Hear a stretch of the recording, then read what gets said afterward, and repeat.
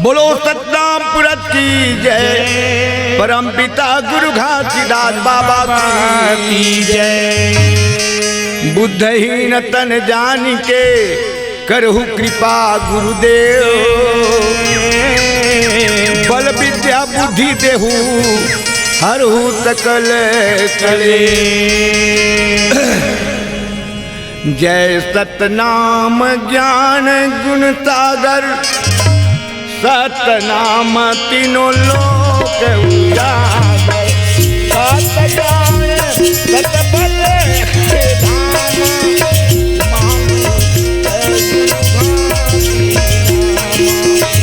महाज्ञान निर्मल गुरु घासी।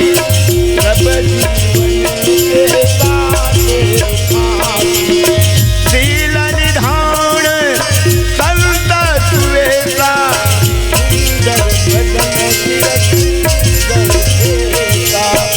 कोमल हृदय सतनाम विराजे। कांधे जनेऊ ज्ञान निवाजे। महागुरु हमरो दिन लाला। सतनाम पहिरे जलमाला। सदाचारी कपटी कर भेसा। धुई रमाए सतनाम सतबोधे मन माही।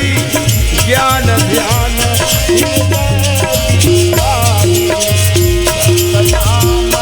हृदय बिच धारे। साधु संत के काज समारे। सत सत गुरु सत को हराई। गुरु घासी के मंत्र सदा कर भेसा।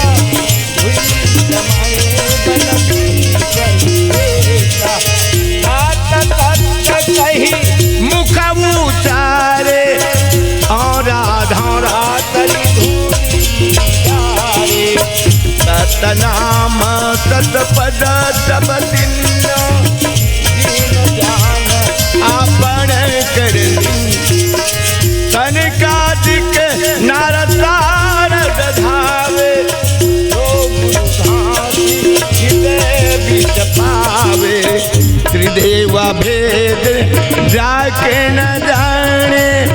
सतनाम हृदय बिच भावे।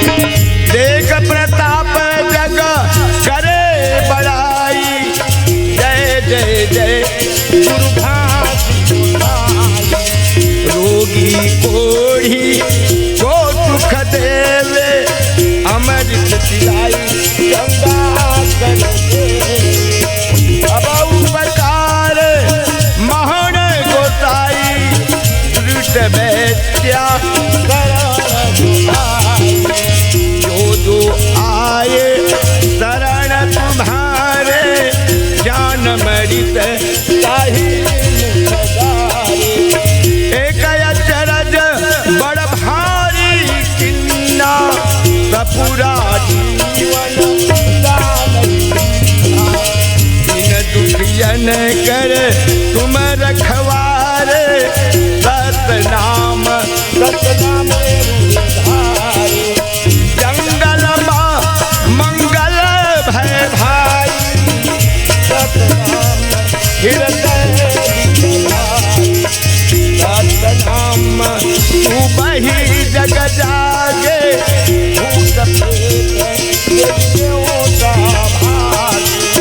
सोना खड़िया राजा हारे। वही प्राप्ति घर मुनिहारे। रयपुर कर राजा। जहाँ तहाँ बाजे जय सम्म वेद झंडा लहरे। गुरु घासी के मंदिर गारे। गाँव गाँव और घर घर भाई। सतनाम के मेरे भाई। दीन दुखी खूब करे बड़ा।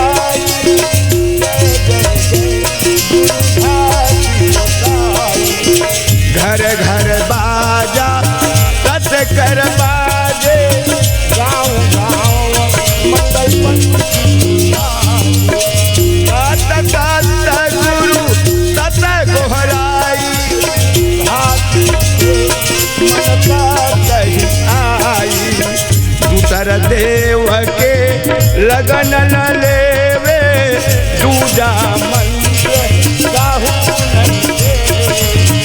सत ही लेवे सत ही लेवे सत के नैया जग में मनवच वचन कर्म तो ध्यावे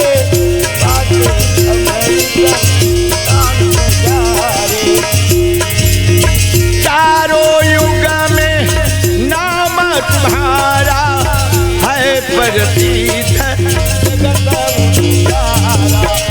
सतनाम है तुम्हारे पास तुम प्रभु सदा ज्ञान दान अमृत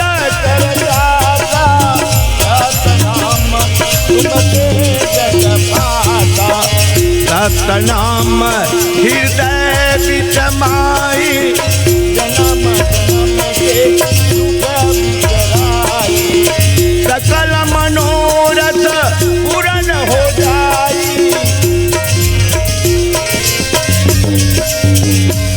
ये सकल मनोरथ पूर्ण हो जाई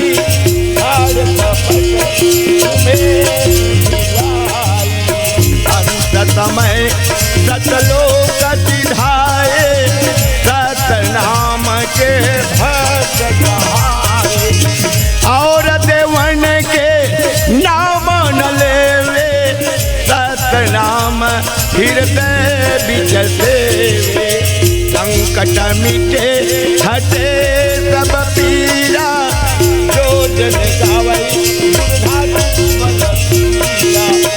जय जय जय गुरु घाट